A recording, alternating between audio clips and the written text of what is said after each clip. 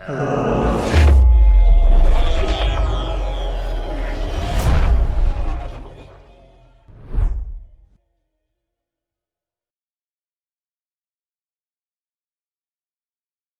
you were describing over that's called cancel culture, or at least that's what the internet calls it, where people go through just all your past shit, find that one time you slipped up, and bring it back and try to bring you down. Yeah, and so is the solution to bring that pressure from the people that are in the limelight to everyone, so trolling is like highly consequential. I think nobody would really want that, but we kind of exist in this weird balance where one side is just like on tiptoe eggshells, and just like the bottom of people not in the focus can just say the craziest shit. Yeah, I think it just needs to be understood that like people grow and people learn, and there are certain aspects and certain aspects of people's life that, or how you grew up or how you were raised, that maybe you didn't understand things were, if we're talking about prejudices, you didn't understand that things were this way, or you didn't understand that this flag was actually a terrible flag. You just didn't understand that because that was how you grew up. Now if you're like 40, 50, you've had some worldly experience, maybe there's less excuse for that. However, people grow. If you're still 40 or 50 and you hold to those old beliefs that people have been called out and said, hey, this is bad and you shouldn't, these sorts of thoughts are not good, they're not constructive towards progressing society at all, they hold us back, then maybe that person needs to be confronted and said, hey, like, there needs to be a serious discussion, because you're a person who has a platform, who has power, who has people listening to you and doing what you say, essentially, and you hold these beliefs that are not good. We need to bring those people up. But if it's like you slipped up 10 years ago, you said the N-word 10 years ago, and we can have an entire debate on words, or on the word in and of itself, but maybe you come to understand, like, that's, I shouldn't have done that. That was bad. Okay, I'm sorry. Go ahead. I'm sorry. Finish your thought. You just gave me a great thought. Okay, yeah. But so yeah, you say, like, you said the word, and it's like you've come to realize over the years, like, yeah, I was wrong then, and I understand that, and it shouldn't be held against me like that now and tried to bring me down, because then that invalidates all the work and learning I've done to try to get to the betterment of myself that I am at now. Totally undermines that growth. But the thought that I had was that you had triggered was, it's almost, the conflation of someone who is like right now actively like promoting like detrimental ideas to society, to someone who said something similar or in the same vein negligently or ignorantly in the past. It's almost as if, and let's say it's someone who has like some sort of heading and some sort of power. It's almost as if they're accused of, well, this is what you've thought all along, and the people who have been following you, this is what they really think too.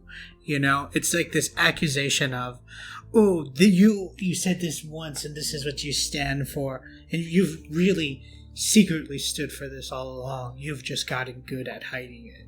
That seems to be like the initial accusation. It's not like, oh, it was just a young dumb person, doing what young dumb people do, say stupid things. It's like an accusation of much more malicious intent. Like, everyone's a mastermind. Everyone's like a closeted secret racist and closeted secret bigot in some sort of fashion, and they have to delete their tweets in the past just to hide it. Not because they're embarrassed or because they think differently now. No, just because they've gotten better at hiding it, you see. Yeah, they've moved on from regular chess to 3D chess now with their racism. Yeah. They're trying to be one step ahead and be racist in the future. It's like, what? And the problem is that it's difficult to kind of like course correct that behavior, because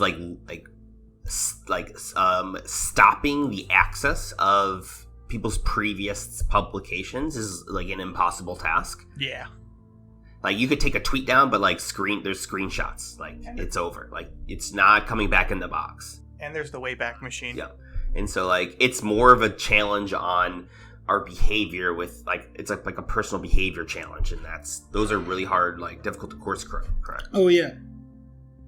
Like, at a population scale.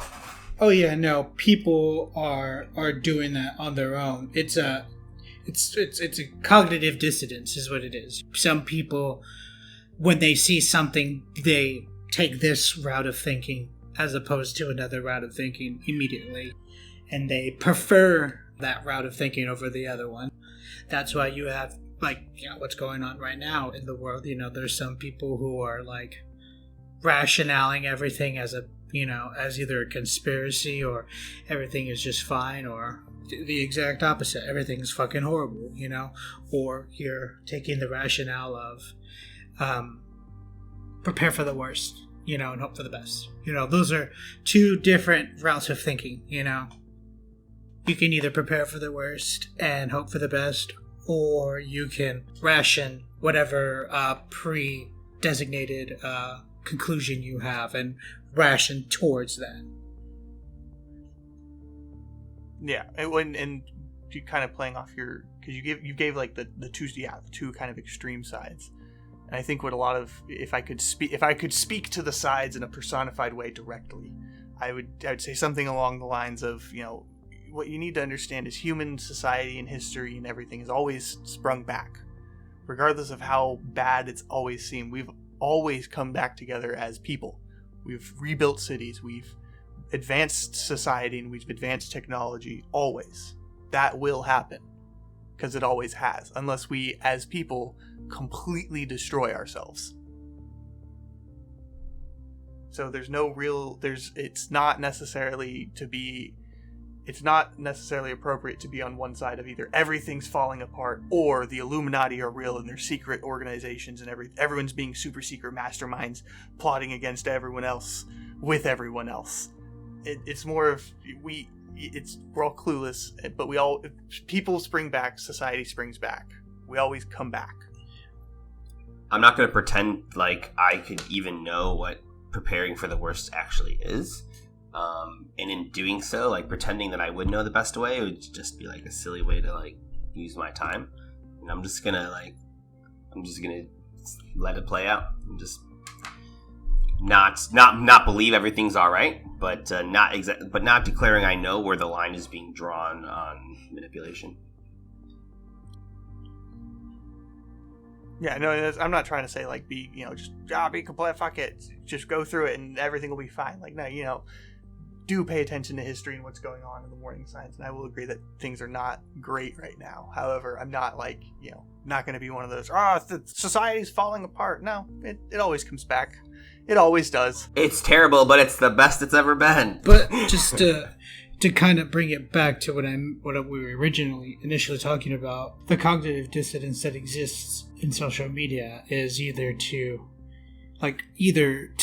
assume that this person is becoming more and more conniving, and hiding what their true intentions are and their ulterior motives versus true genuine growth.